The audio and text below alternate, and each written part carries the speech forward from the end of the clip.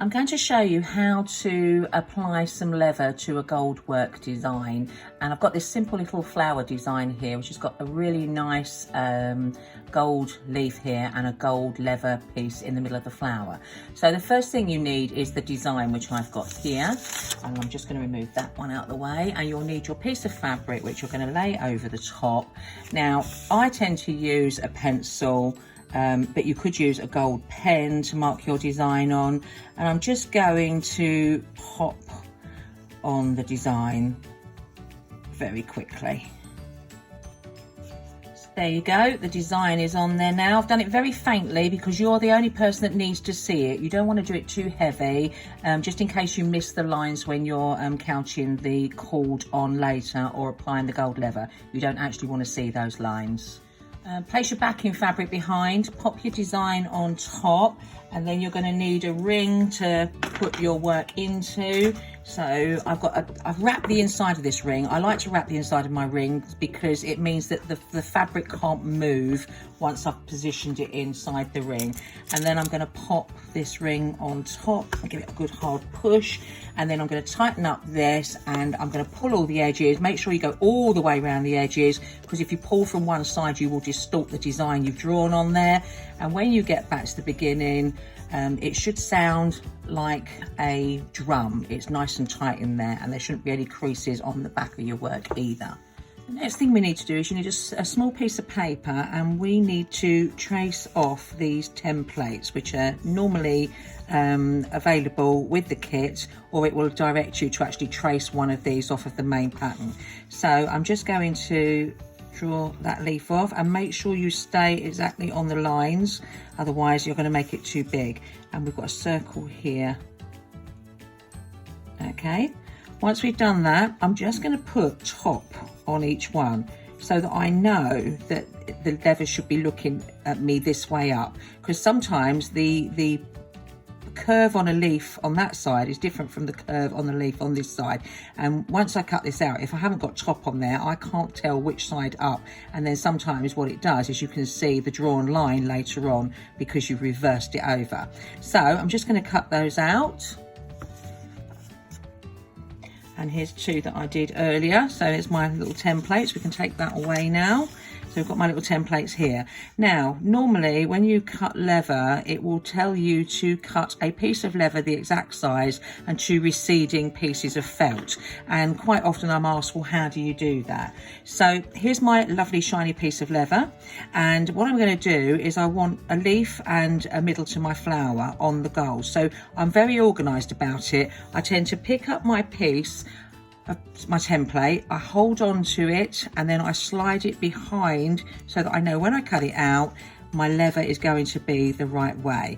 And then don't waste any of your leather, it's expensive. A fine tip pen, and I'm just going to draw around there very accurately. Okay, and put that to one side, and I'm going to do the same with my top looking at you, go in underneath, get that nice and close, whoops, and there's my leather shape there as well. Now I'm going to cut those out, but before I cut them out, I'm going to prepare the felt padding that goes inside. So I've got some white felt here. Now traditionally this would have been buff coloured, but nowadays I tend to use any felt that I've got available.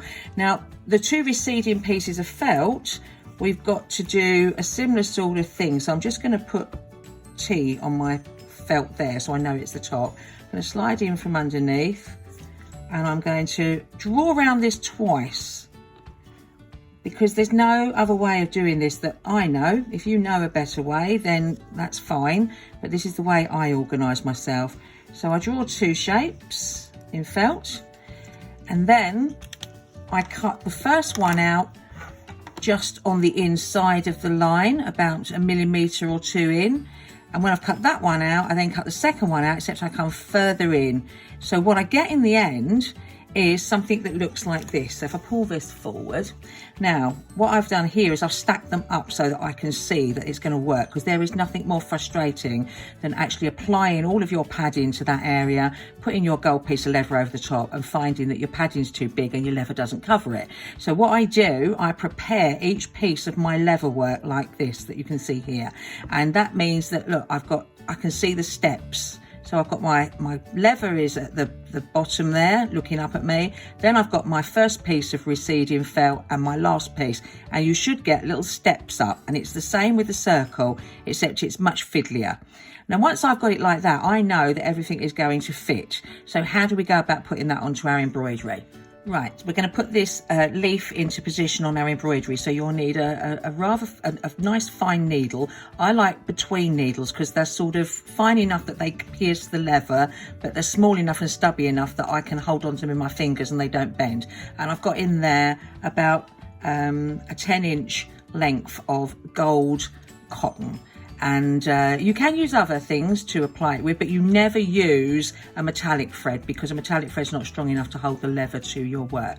So first thing I'm going to do is I'm going to lift off my first piece of felt, the smallest piece, and I'm going to centralize it in the middle of my embroidery. And then I'm going to put my thumb on it.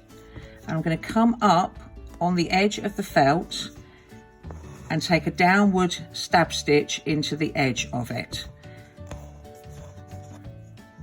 And then I'm going to move around with tiny little stitches so that I'm actually stab stitching my felt into that central position.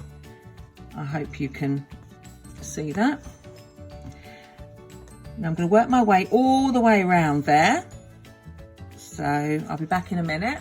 There you go, that's the first one attached on there.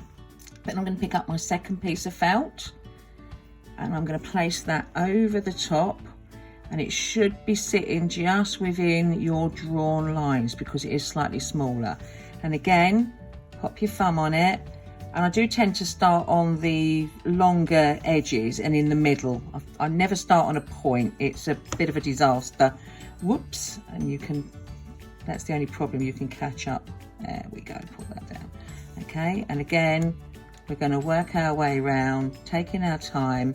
Nice, neat, methodical little stitches on the edge. Sometimes when you read instructions in the book, people say, and stab stitch the felt into the area. People do stitches all over the area of that little bit of felt, and all that does is flatten it down again. We don't want it to be flat, so we just want our stitches to go round the edge like this. So you take your time.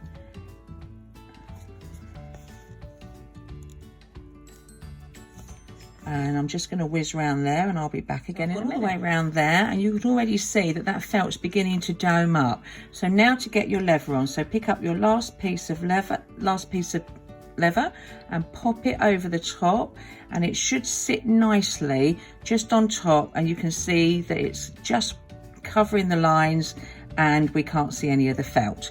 Now, the one way to hold that in place while you're doing it is to throw some bars. Now I've still got my thread attached for where I've just put the felt on, so all I'm going to do is I'm going to pop my thumb, so sorry because you won't be able to see, my thumb's in the way, and I'm going to just do a stitch over the top. So I'm putting almost a holding stitch in, and I'm going to put that over the top like that, reposition, make sure I'm in place, and I'm going to put a few more holding stitches in down the length of the leaf. And this just means that I haven't got to try and hold everything with my thumb while I'm trying to stitch the leather in place, because the leather is the hardest part to go on and it moves. So these little stitches that I'm putting in are going to hold it still while I stitch it into place, and then when I've finished I will cut those stitches and remove them, and nobody will ever know that they are there, or were there I should say. Take your time. Oh, we can put one more in there.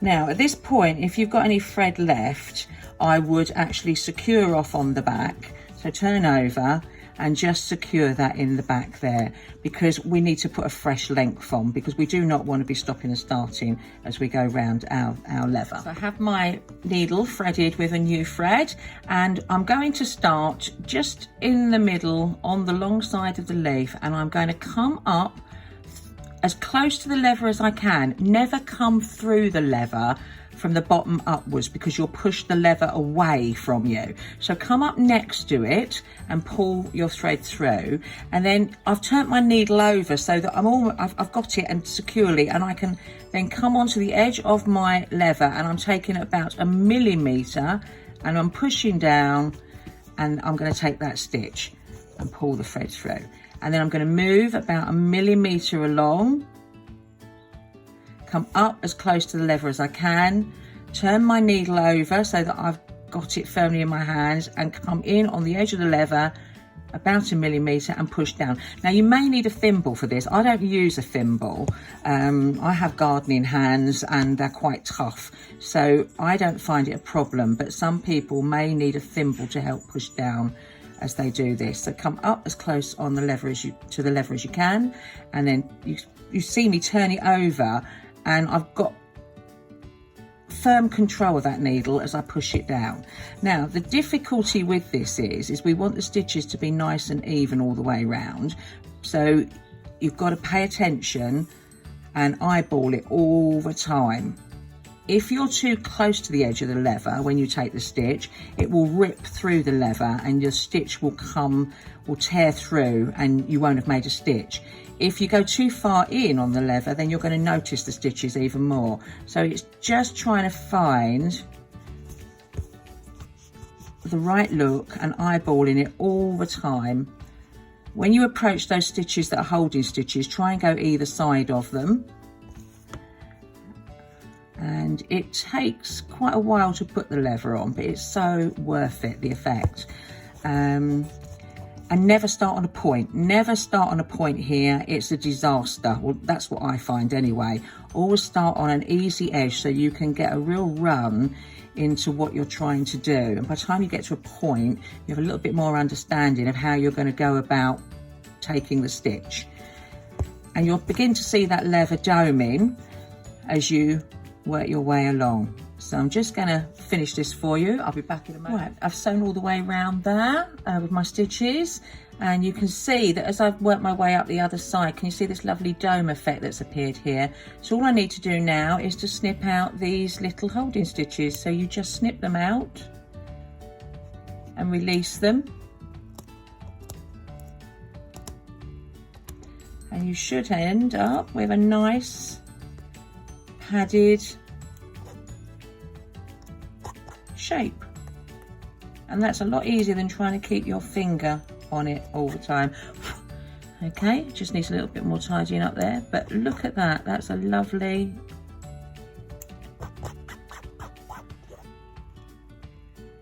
domed piece of felt work. And there's one down there that I've missed just there. Come on, let me be having you. Quite difficult trying to do this in the air, but you just clip those out, and then you've got a nice neat applied piece of leather. And really that's how you apply all sorts of leather, whether they're small pieces. There are other ways of doing it, but this is my preferred way of putting leather on.